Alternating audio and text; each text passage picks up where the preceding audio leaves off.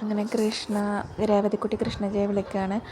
മോളെ, ഞാൻ അങ്കിളിനോടും ആൻറ്റിയോടും കാര്യങ്ങളൊക്കെ പറഞ്ഞിട്ടുണ്ട്. അലീന ചേച്ചിയെ കൊണ്ടുപോയതൊക്കെ പറഞ്ഞിട്ടുണ്ട്. പിന്നെ നമുക്ക് നോക്കാം, കാര്യങ്ങളൊക്കെ നോക്കാം എന്നൊക്കെ പറയുന്നുണ്ട് രേവതിക്കുട്ടി. മോളെന്തെങ്കിലും കഴിച്ചോ എന്നൊക്കെ ചോദിക്കുന്നുണ്ട്. അപ്പം ഇല്ല ചേച്ചി, ഒന്നും കഴിച്ചിട്ടില്ല, എനിക്കൊന്നും കഴിക്കാനും തോന്നുന്നില്ല. എൻ്റെ ആകെ ഒരു ആശ്വാസമായിരുന്നു അലീന ചേച്ചി, അതും പോയി. എനിക്കൊന്നും കഴിക്കാൻ തോന്നുന്നില്ല എന്നൊക്കെ പറയുന്നുണ്ട്. അപ്പം പിന്നെ എന്തെങ്കിലും പോയി കഴിക്കും മോൾ, ഇല്ലെങ്കിൽ മാനസിക ബലം കിട്ടണമെങ്കിൽ എന്തെങ്കിലും അകത്തേക്ക് പോകണ്ടേ എന്നൊക്കെ പറയുന്നുണ്ട് രേവതിക്കുട്ടി. എനിക്കൊന്നും തോന്നില്ല, എനിക്ക് വിശക്കുന്നുമില്ല, നിങ്ങൾ രണ്ടാളും മാത്രമല്ലേ ഉള്ളൂ ഇവിടെ. ബബിത എന്താ ചെയ്യുന്നത് ചോദിക്കുന്നുണ്ട്. അവന് ഫോൺ നോക്കുമോ കിടക്കുകയോ ഇരിക്കുകയോ എന്തൊക്കെയോ ചെയ്യുന്നുണ്ടെന്നൊക്കെ പറയുന്നുണ്ട്.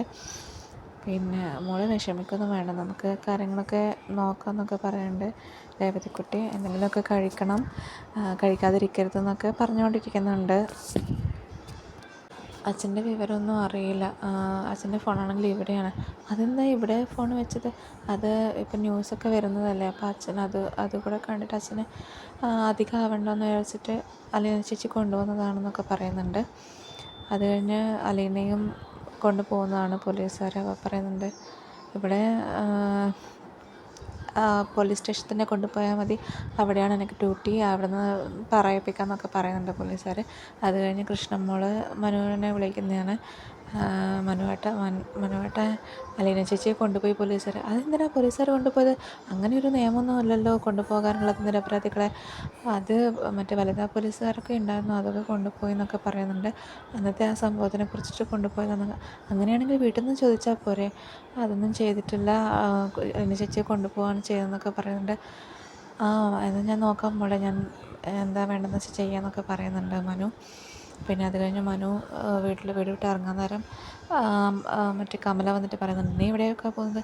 ഞാൻ എവിടേക്കെങ്കിലും പോകാമെന്നൊക്കെ പറയുന്നുണ്ട്.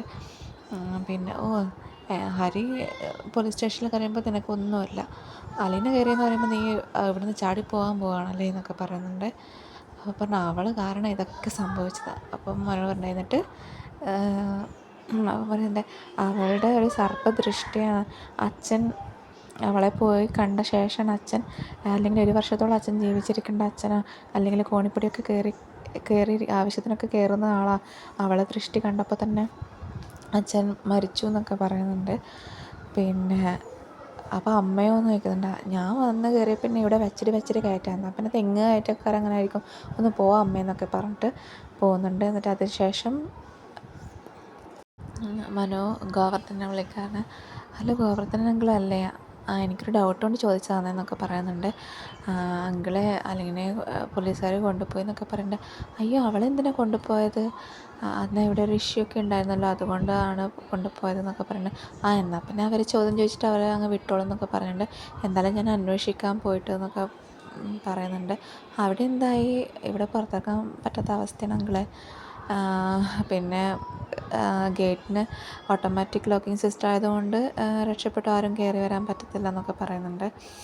എന്തായാലും ഞാൻ പോലീസ് സ്റ്റേഷനിൽ പോയി നോക്കട്ടെ, കാര്യങ്ങളൊക്കെ തിരക്കണം എന്നൊക്കെ പറയുന്നുണ്ട് മനുവിനോട്. അത് കഴിഞ്ഞ് അലീനയെ പോലീസ് സ്റ്റേഷനിൽ കൊണ്ടുവരുന്ന അപ്പോഴത്തെ മീഡിയക്കാരോ മൊത്തം അവിടെയുണ്ട്. അപ്പോൾ എല്ലാവരും ക്വസ്റ്റ്യൻ, ഇതാണോ പീഡനം അനുഭവിച്ച പെൺകുട്ടി എന്നൊക്കെ ചോദിച്ചിട്ട് അലീന ആകെ ഷോക്കായിട്ട് നിൽക്കുന്നുണ്ട്. അത് കഴിഞ്ഞ് ഗോവർദ്ധനൻ അവിടെ പോലീസ് സ്റ്റേഷനിൽ പോയി അന്വേഷിക്കുന്നുണ്ട്. എന്താ കാര്യം എന്നോട് പറഞ്ഞോ എന്നൊക്കെ പറയുന്നത്, എനിക്ക് CI ഒന്ന് കാണാം എന്നൊക്കെ പറയുന്നുണ്ട്.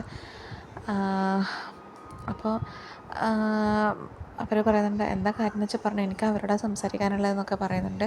എന്നിട്ട് അത് കഴിഞ്ഞ് ഗോവർദ്ധനൻ മറ്റേ പോലീസുകാരോട് ചോദിക്കുന്നുണ്ട്, അലീന ഒരു പാവം കുട്ടിയാണ്, അവൾ കാരണം ഒന്നും ഉണ്ടായിട്ടില്ല, അവളെ എന്തിനാ ഇങ്ങനെ പിടിച്ചു വെച്ചിരിക്കുന്നതൊക്കെ ചോദിക്കുന്നുണ്ട്. അവൾക്ക് കുറേ സാമർത്ഥ്യം ഉണ്ടെന്ന് എനിക്ക് മനസ്സിലായി, അല്ല അവൾ കാരണം ഒന്നുമില്ല, ആ വീട് നിൽക്കുന്ന പെൺകുട്ടിയാണ് അത്, അതുകൊണ്ടാണല്ലോ അവിടുത്തെ ഗൃഹനാഥ അവിടുന്ന് പോയത്, അവളുടെ സാമർത്ഥ്യം കൊണ്ട് അവൾക്ക് കൈക്കലാക്കാൻ വേണ്ടിയാണല്ലോ എന്നൊക്കെ പറയുന്നുണ്ട്. അങ്ങനെയൊന്നുമില്ല, അവളാണെല്ലാം കൈകാര്യം ചെയ്യാറ്. പിന്നെ അങ്ങനെയൊക്കെ ഗോവർദ്ധൻ അവളെ സപ്പോർട്ട് ചെയ്ത് സംസാരിക്കുന്നുണ്ട്. അവൾ CI സാറ് പറഞ്ഞിട്ട് കൊണ്ടുവന്നതാണ്, CI സാറ് ഇല്ലാതെ എനിക്കൊന്നും ചെയ്യാൻ പറ്റത്തില്ല എന്നൊക്കെ പറയുന്നുണ്ട്. എന്നാൽ ഞാനൊന്ന് സംസാരിച്ചോട്ടെ എന്നൊക്കെ ചോദിക്കുന്നുണ്ട്. അതൊന്നും പറ്റത്തില്ല, ഇവിടെ കസ്റ്റഡിയിൽ എടുക്കുന്ന ഒരാളോട് നിങ്ങൾക്ക് സംസാരിക്കാനൊന്നും പറ്റത്തില്ല എന്നൊക്കെ പറയുന്നുണ്ട്. അങ്ങനെ ഗോവർദ്ധനങ്ങൾ കുറേ ബഗ് ചെയ്യുന്നുണ്ട് ഇങ്ങനെ അലീനയെ ഒന്ന് കാണാൻ, അലീന ഒരു പാവം പെൺകുട്ടിയാണെന്ന് പറയാമെന്നൊക്കെ പറയുന്നുണ്ട്. പക്ഷേ പോലീസുകാരൻ ഒട്ടും സമ്മതിക്കുന്നില്ല. അവൾ സാമർത്ഥ്യക്കരയായതുകൊണ്ട് അങ്ങനെയൊക്കെ പറയുന്നുണ്ട് ഹരിയെയും റോഹിത്തിനെയൊക്കെ വെച്ചിട്ട്. അത് കഴിഞ്ഞ് രേവതി ഇങ്ങനെ പറയുന്നുണ്ട് അലീന ചേച്ചിയെ കൊണ്ടുപോയതൊക്കെ